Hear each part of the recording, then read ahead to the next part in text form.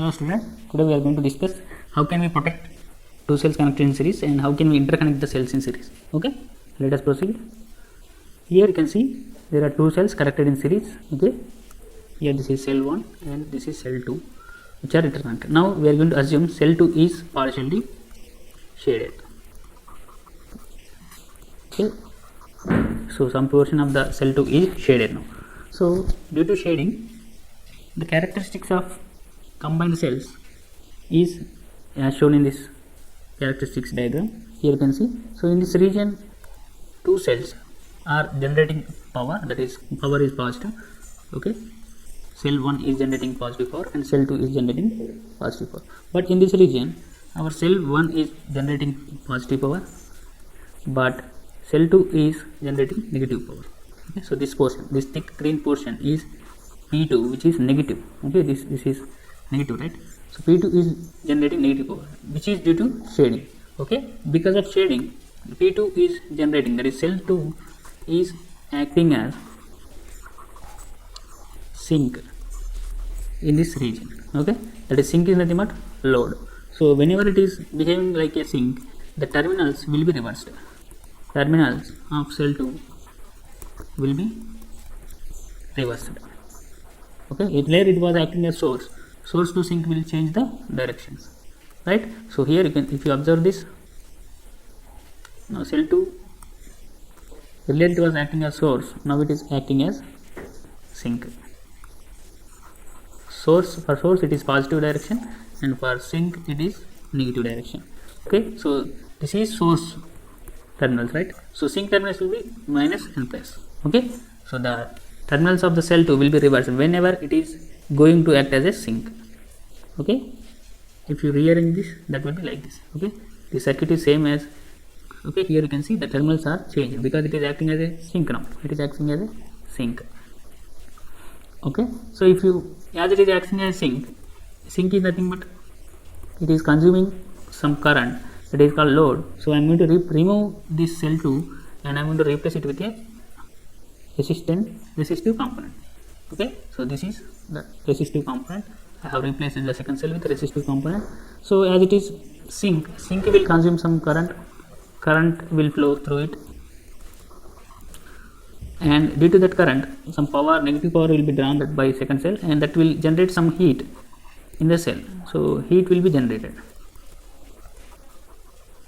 So this heat will deteriorate the cell physical structure, deteriorate cell 2.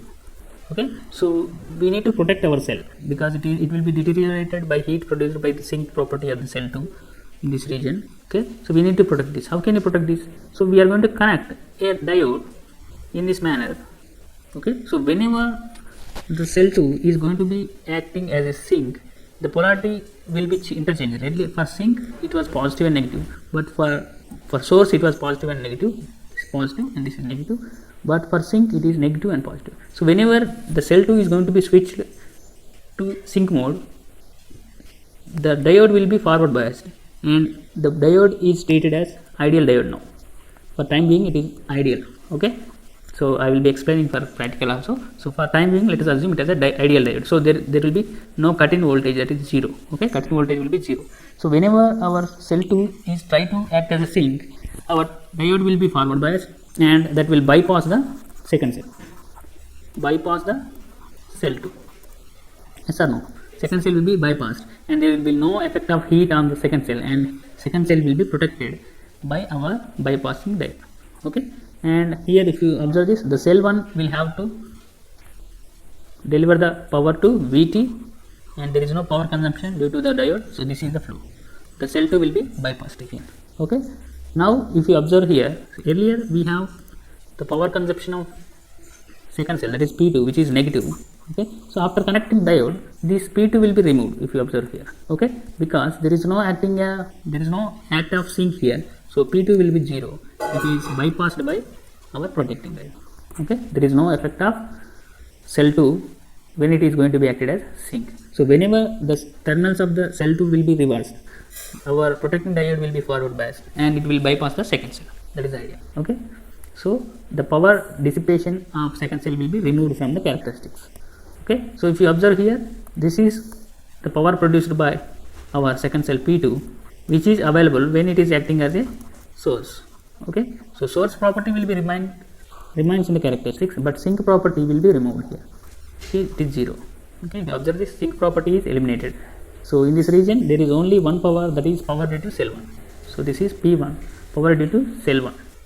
Okay, because cell 1 is still acting as a source of energy.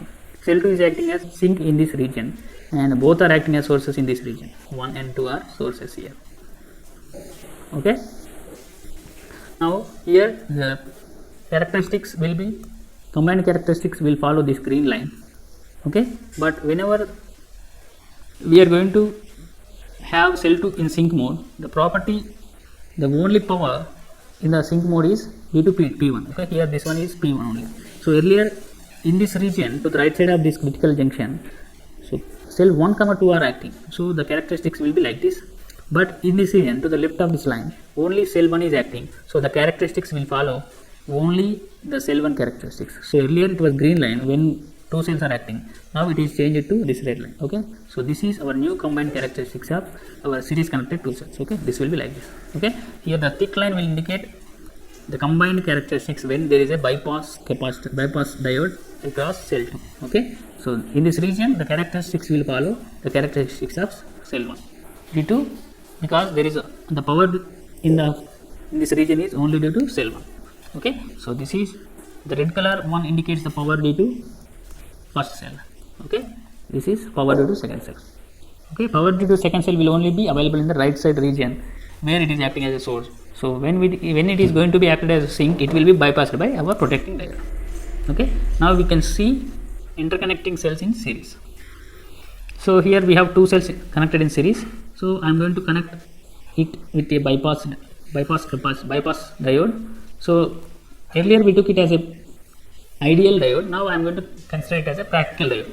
So practical diode will have some cut-in voltage. For a silicon it is around 0.6 to 0.7 volts. Okay, and here our PV cell will also generate voltage from 0.6 to 0.7 volts, and this 0.6 to 0.7 volts has to supply this terminal voltage in addition to this sink property of cell 2. Okay, so if you, let us assume our cell 2 is bypassed. Okay, cell 2 is bypassed now. So for a practical diode there is a cut-in voltage, that is threshold voltage, around 0.6 to 0.7 volts. So if you observe this, here our source cell 1 is source for this terminal voltage as well as this cut-in voltage of this diode. Okay, as if you observe this, the load voltage is Vt plus 0.6 here. Okay, so this is load voltage. So up to this load to our cell 1. Okay, so here if you observe this, Vt plus 0.6 is greater than 0.6 volts of our cell 1. That means our load of our cell 1 is exceeding the sourcing capacity of itself. That means, so it has to supply this much of voltage, which is Vt plus 0.6, which is more than its sourcing capacity. Okay, so practically it is not possible. So the bypass diode should have a voltage of 1/10 of its sourcing capacity actually. So if you want that type of diode, so that will increase the cost of the diode, bypassing diode, which is not economical. So for this, what we are going to do is, we are going to connect a diode to a module of cells.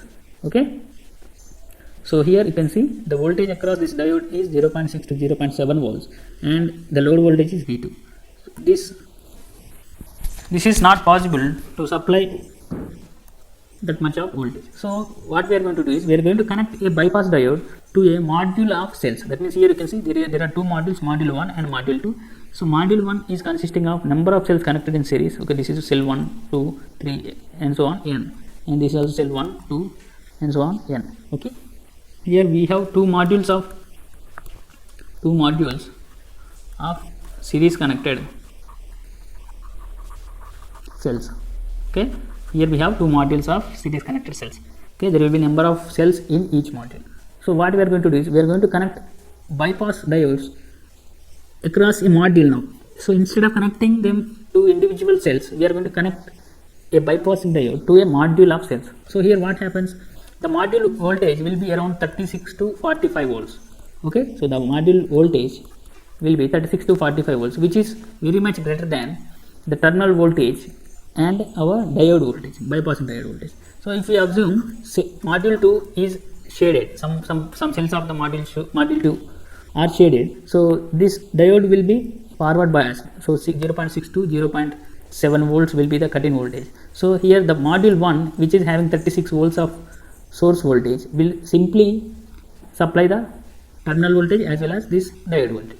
So this is how we are going to protect a module of cells instead of individual cells. Okay, so this is where we are going to connect the bypass diode. So we are going to connect a bypass diode to a module, not each cell. Okay, so there are the internal voltages of each module will be, some of them are not shaded, some of them are shaded. So we are going to see the overall terminal voltage of the module. If it is negative, the diode will be forward biased. Okay, if the entire module's voltage is negative, the bypass diode will be forward biased. Okay, so the modules will be connected like this.